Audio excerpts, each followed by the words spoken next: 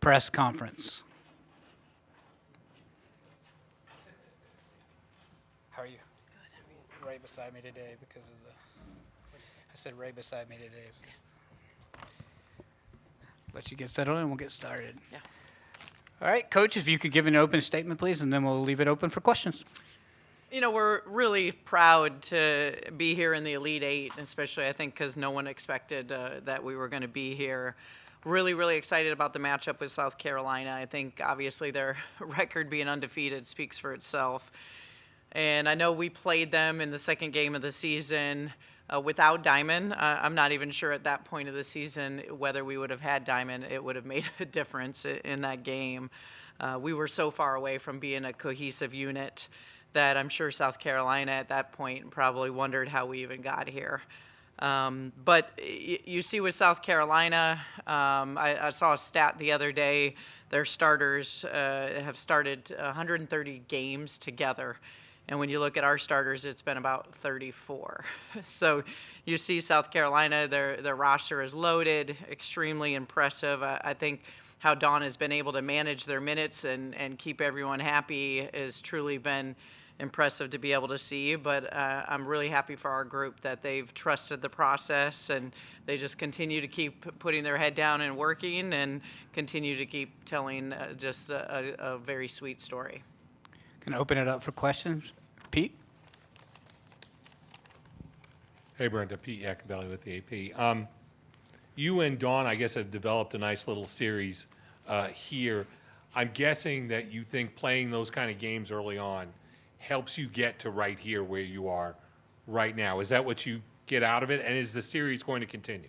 Yeah, I mean, we have always loved playing the series, and you want it to be the best, you got to continue to keep playing the best, and I think they bring the best out of you. We've had games where we've gone down there and won, and vice versa, back and forth, and for us to play them the second game of the season with such a new roster, it just allowed our kids to really gain some really valuable experience. So, yeah, we want to continue to keep playing great teams. I think it prepares you for these times. Right here in the middle, Gabrielle. Gabrielle Lewis, the next. Coach, you've seen a lot of great teams throughout your tenure. Where does this South Carolina team match up across kind of all of the ones you've ever seen? I don't know that I've ever seen the size that they have. Obviously, to be undefeated and to look at the depth and the size that they have, you bring the players off the bench and they just even get better is pretty impressive to be able to see. So it's got to rank up there as one of the best when you talk about all the size being on their roster. Far right. Hey, Brenda, Kareem Copeland, Washington Post. Just about to ask about that size. You know, you guys have been going against teams with, bigger post players all year long, and you guys have figured out a way to, offset that. But their size is a little bit unique. How has what you guys have done up to this point kind of prepared you for that, and how is their size different than, I guess, some of the other teams that you faced that have brought in big lineups?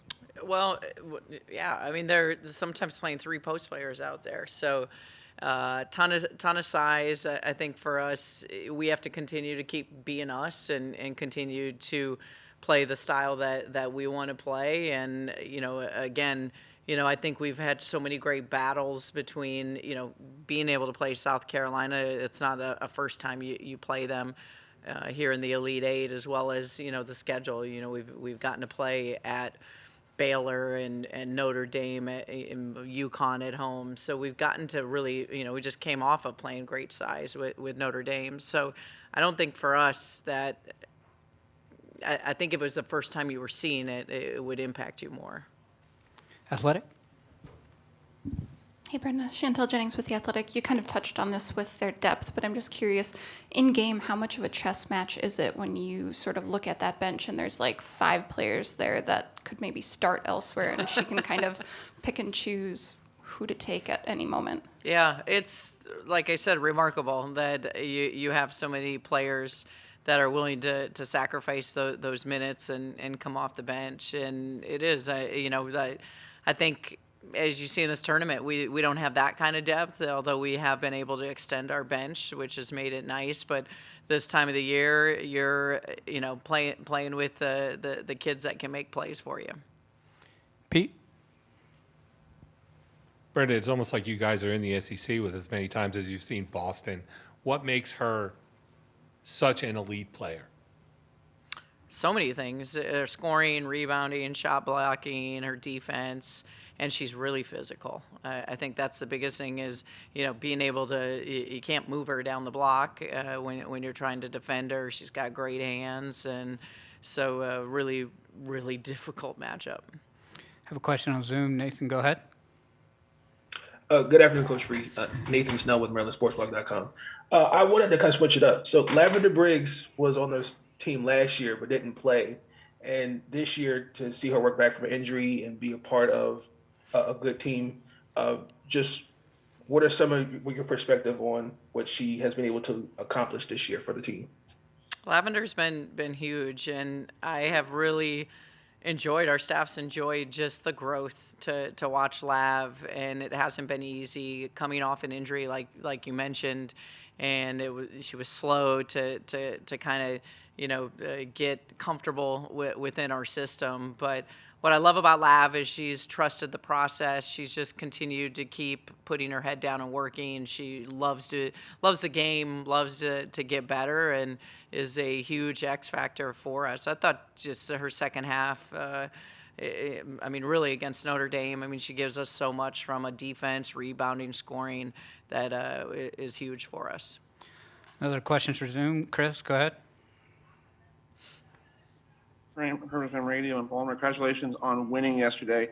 Do you feel a lot of pressure representing the state of Maryland? Because I know you had Governor Moore there in the first game of the tournament. Do you feel a little pressure that you're representing the whole state of Maryland, and hopefully this could move into something great? Pressure is a privilege. No pressure. I love the fact that we get to represent Maryland. I think that's the coolest part of this journey is we get to continue to share our story, to rep Maryland on our chest and our university, and it's just we take it as a compliment, the fact that we are kind of waving the flag and carrying it for everybody out there. Chantel? Brenda, we've talked about sophomore Shy this year and kind of how she brought her defensive game up, but ESPN had this crazy stat yesterday about she didn't give up any points and the number of turnovers that she forced on Notre Dame players. I'm just curious, is this sophomore plus Shy? Was that stat right? No, I'm just, no. I saw that and I loved it. I loved it, and it is.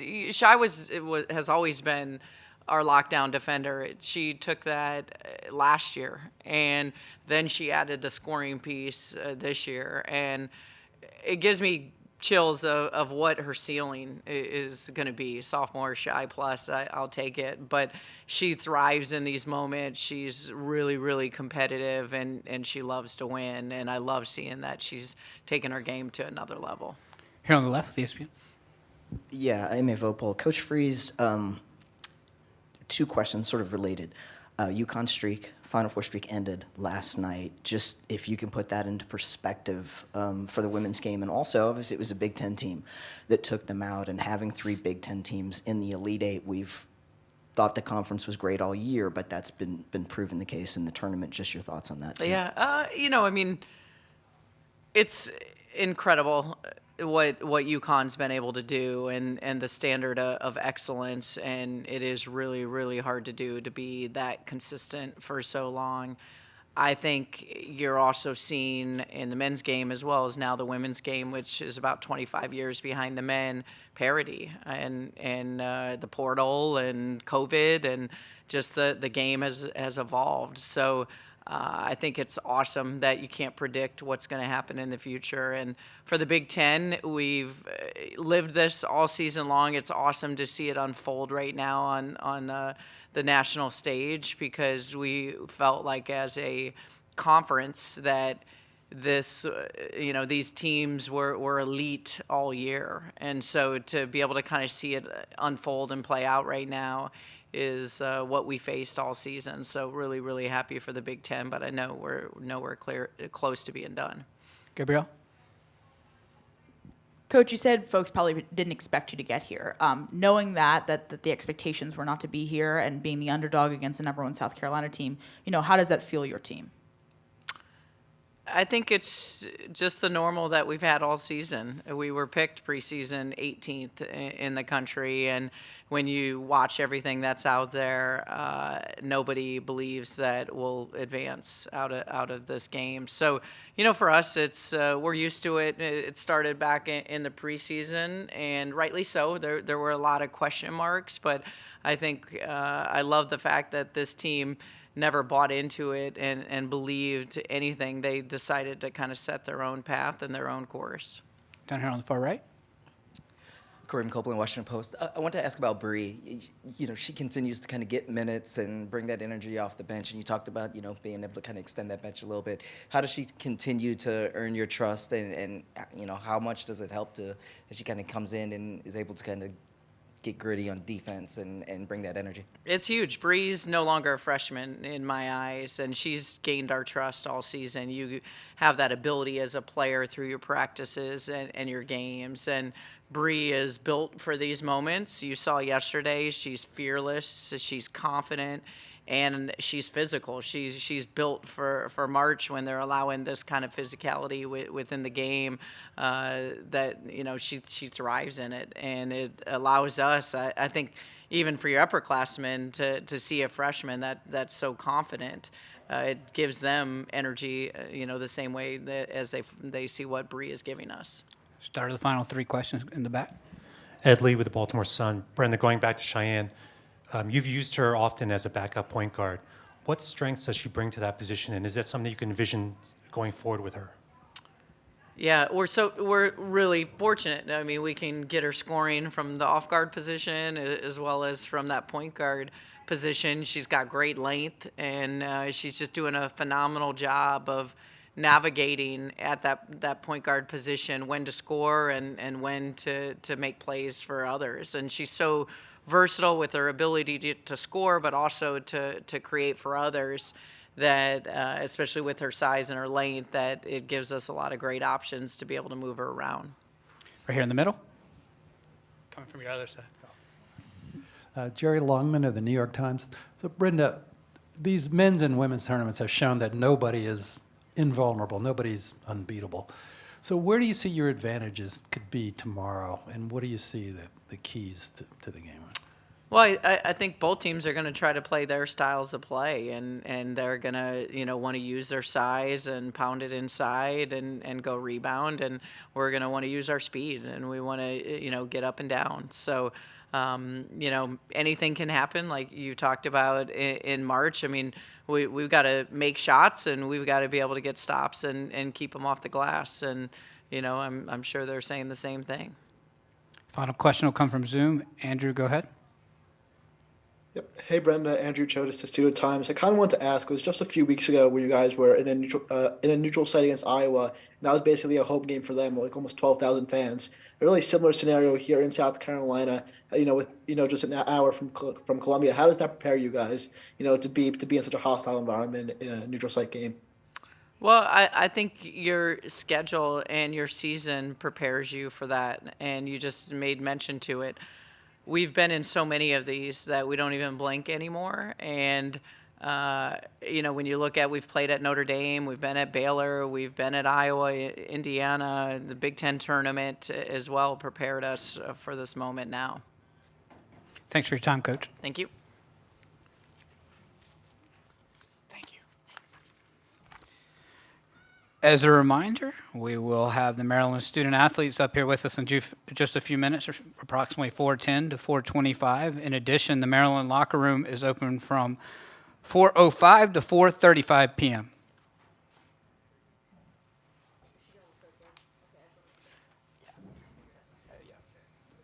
Good job. Appreciate it.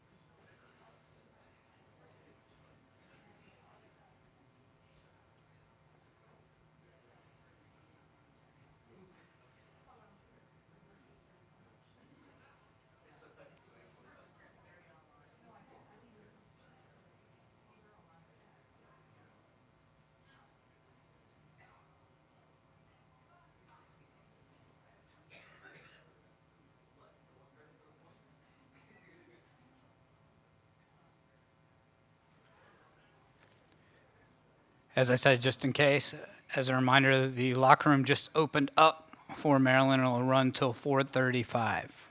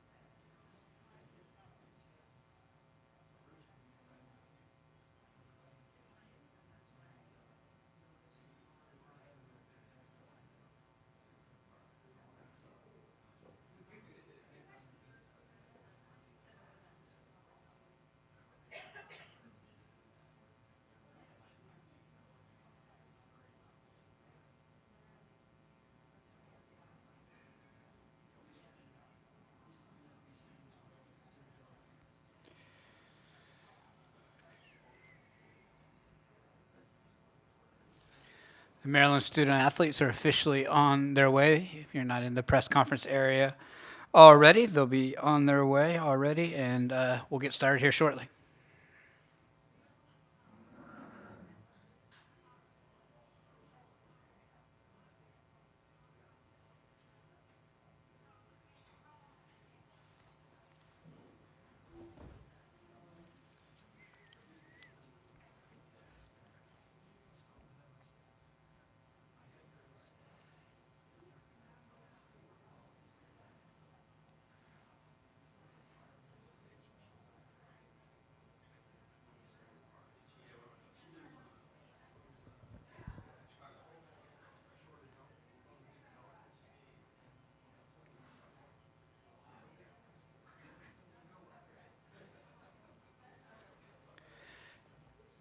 As a reminder, no flash photography, no live video streaming.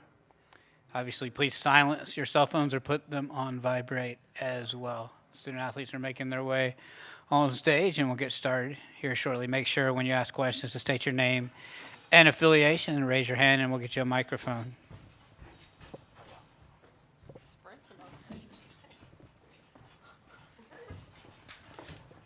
Sorry, guys.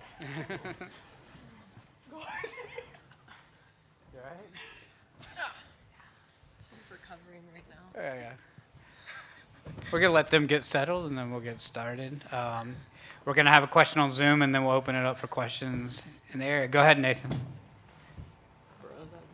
Good afternoon, ladies. My name is Nathan Snell from MarylandSportsBlog.com. This question is for Shy, Diamond, and Faith. Last year, Lavender was on the team but didn't play.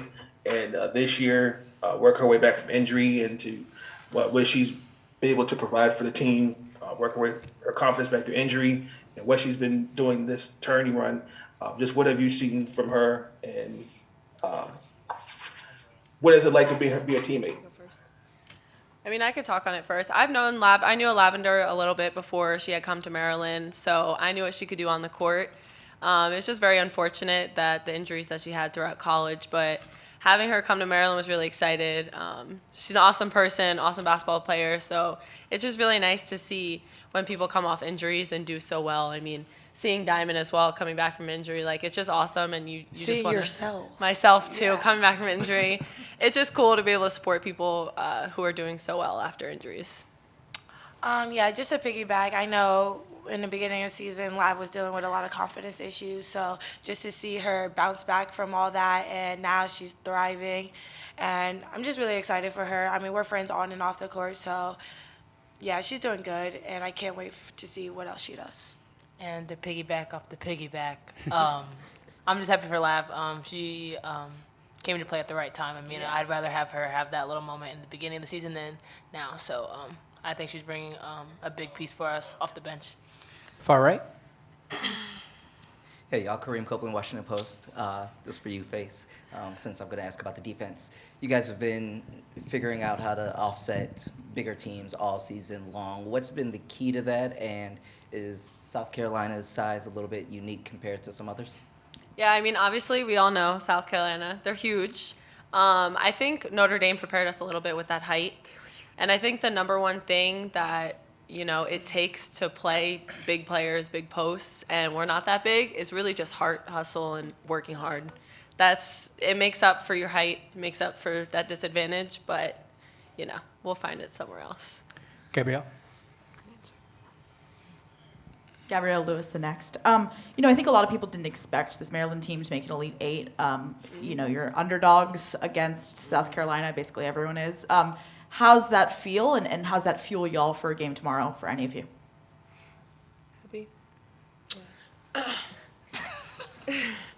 Yeah, I think that since day one, we've kind of been writing our story. We've been the underdogs in any big top 10 matchup, and we prove people wrong by beating the great teams by not just 10 but double digits, 20 point. Well, it is 10 double digits, but in any case, sorry.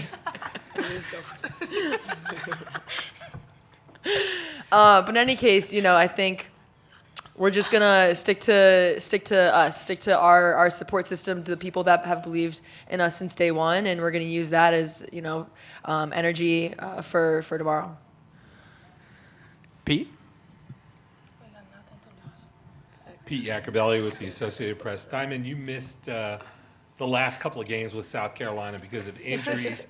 How excited are you to go up against them tomorrow, and what's it like to play Aaliyah Boston? I know you guys were both in there as freshmen when you played.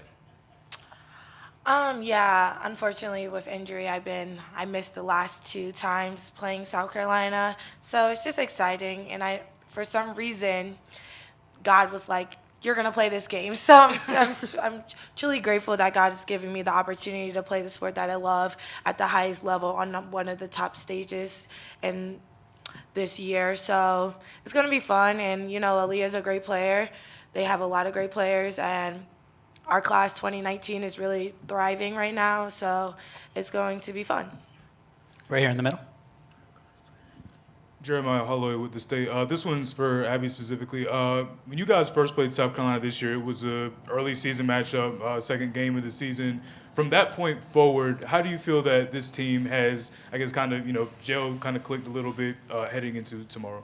Yeah, I think with every practice and every week this season, we've gotten better, we've gotten closer, we've kind of learned how to, as you said, gel on not only the offensive end but the defensive end. And I think for us, we've just been progressively, just learning each other's strengths and weaknesses. And what's most important is that we've developed a very strong trust. And I think for tomorrow, we all know that we're going to give each other our 100% for this team.